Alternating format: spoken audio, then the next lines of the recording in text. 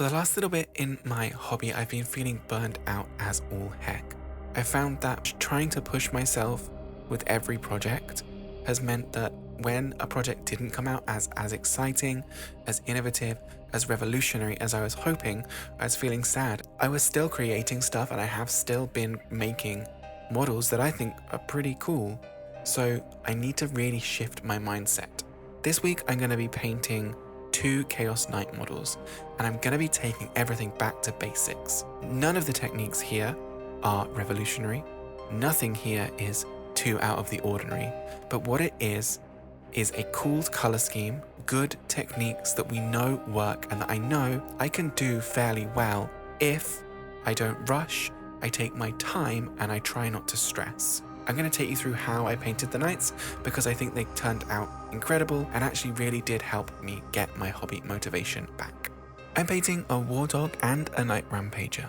I've left the arms, head and shoulder pads separate on the larger knight, and I've primed everything black. The first thing we want to paint is the metallic skeleton of the models. Doing this first allows us to be really messy. I'm going to paint these parts using dry brushing rather than painting all over and then shading, but you could spray silver and shade from there if you wish. The first dry brush is a mix of Rhinox hide and Iron Warrior.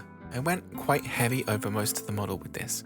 It adds warmth and depth if it's left in the recesses.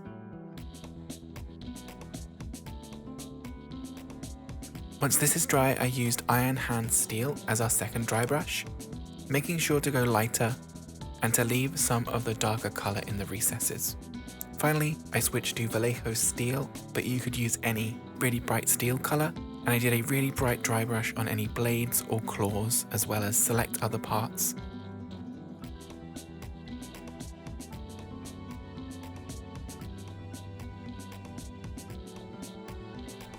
With this done, the next big part of the models is the white armour. The base coat for this is Rakarth Flesh, and even though it's a base paint, we'll still need a few thin coats to make the colour nice and opaque on all the panels. It's really important to do this for this colour scheme because this ends up being basically the final colour of most of the panels, and if it isn't opaque, if it isn't completely covering the black, then it does look bad. So make sure to use maybe one extra coat than you might normally use for a base coat.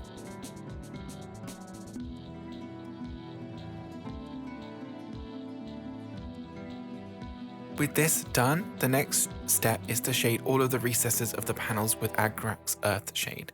This is probably one of the most time-consuming parts of this project, but I used the new formulation of Agrax Earth Shade for this, which is more flowy and doesn't stain as much as the old formulation of Agrax did. So you can be a little bit less precise with your recess shading, but at the end of the day, recess shading is a fairly precise thing, and the neater you are, the better it ends up looking. I used a really thin, long brush, so you can fit quite a lot of paint onto the brush, but it doesn't splay out, and it keeps a nice point the whole time.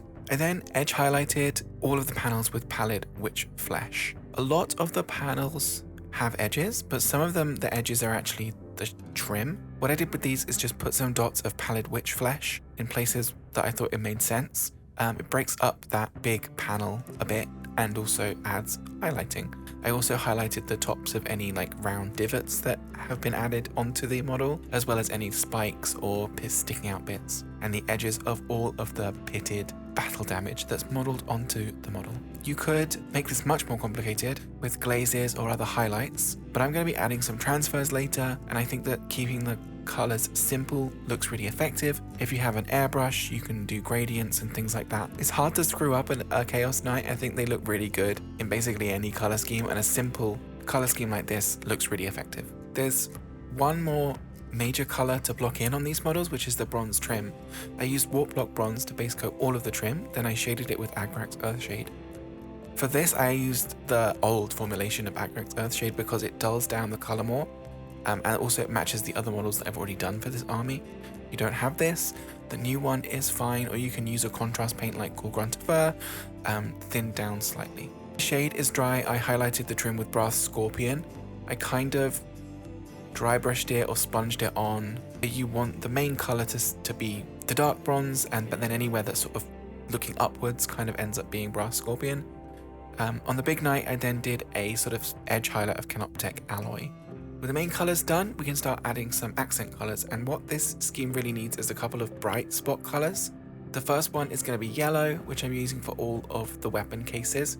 We're going to do a nice bright bone color for the teeth and bone across the models, and I'm going to do a green tone for all of the eyes, the banners and the lenses, and then I'm going to finish off with some red transfers. So for the yellow, I'm painting a base coat of Avalanche Sunset.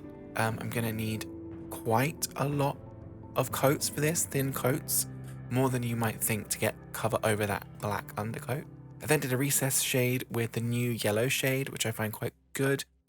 If you don't have this, use Iandan yellow contrast paint. It's basically the same thing, but a bit thicker.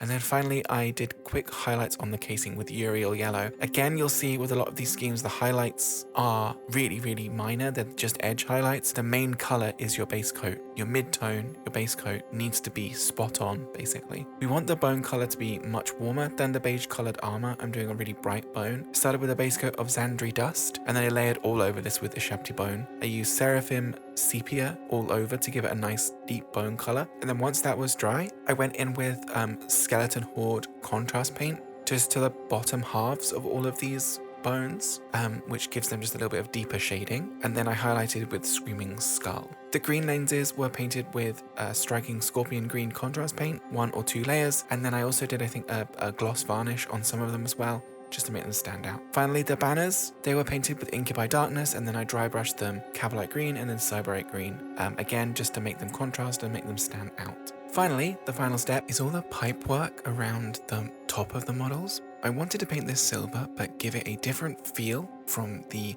grungy metal skeleton on the rest of the models. So I painted it with silver, and then I mixed together Mornfrang Brown and some contrast paint to make a sort of rust effect paint. I painted this into the recesses of the pipes, and then once they were dry, I highlighted it with a bright silver. So it's still silver, but it has a warmth and a rustiness to it that contrasts quite a lot with the silver of the underskeleton, despite the fact that they're both grungy dark silvers.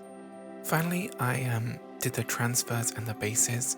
I forgot to film the process for putting the transfers on the model, so unfortunately you don't get to see that, but this process is quite simple. You just use Microset and Microsol in the way that they are intended to be used, and you get a really nice bedded in, painted on look to your transfer.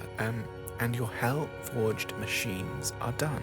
I think that they look fantastic. I'm really proud of these models. Some of the best models I think I've painted in a while. Doing these projects, doing these 2 models without a time frame, without anything special that I was trying to do, using techniques that I know I can do, really helps me get my hobby mojo back. I'd recommend that as a strategy if you're feeling down, or if you're feeling like the hobby is a bit difficult at the moment. Take it back to basics, base coat, shade, highlight, and go for a scheme that you know you can do, you know you can replicate across a model that is nice, big, chunky.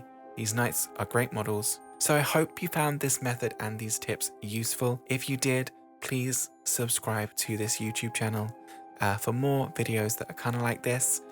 If you didn't, please leave a dislike and subscribe anyway. I will see you in the next video.